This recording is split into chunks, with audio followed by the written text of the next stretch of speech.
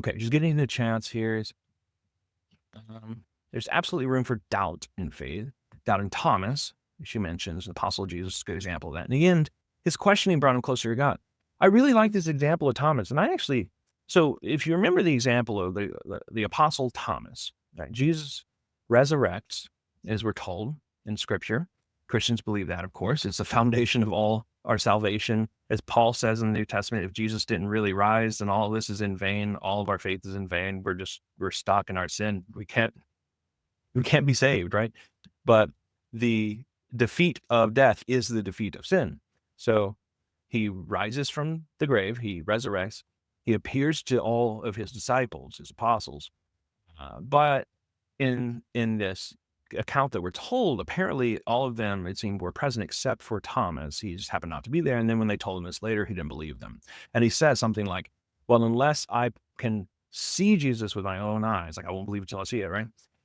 Unless I can touch his hand where the nails went in and touch his side where the spear pierced into him and it pierced his heart, then I'm not going to believe.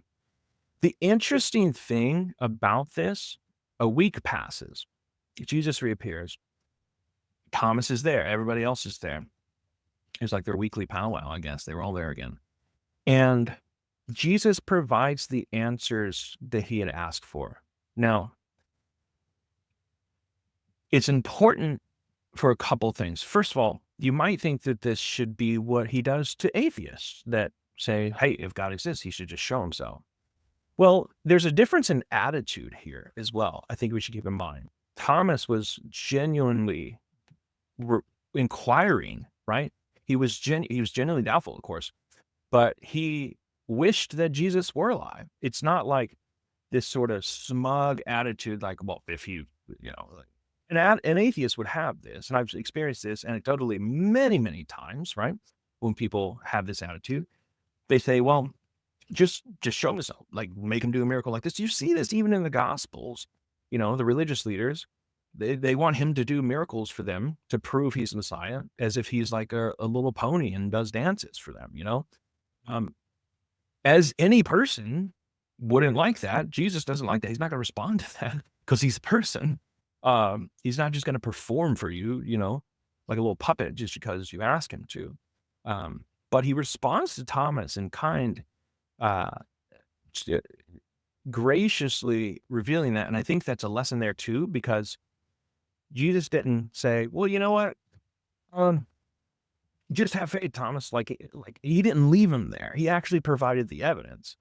And I think this is a lesson for us, because it's not wrong to ask for evidence. Like if you really want to believe in God, then ask for evidence. I mean, you have to be open and responsible and realistic about the kind of evidence you receive. But like you can't say, well, it's got to be now or something, or it can't be proven scientifically. Well, why not? Why can't it be proven scientifically? In principle, God's existence can't be proven scientifically. I'll just let that cat out of the bag. It's not going to happen. Why? Well, because science investigates the natural world. Science will therefore only get results and understanding and observation of the natural world. God is not natural. He's supernatural. He's divine.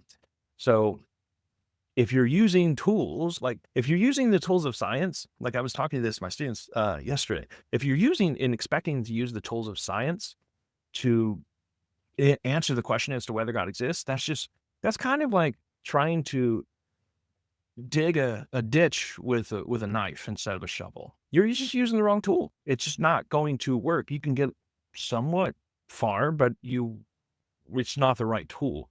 It's the same thing in morality, for example. Like morality is not scientific, it's philosophical. It's in the domain of, like, so if I say, it's wrong to torture children, just for fun. That's a moral claim. That is, that can't be proven scientifically. What would I do? Like, do I measure their pain levels? Still, I wouldn't know if pain is a good thing or a bad thing, morally speaking, because morality is not scientific. It's not empirical in that sense. It can't be proven.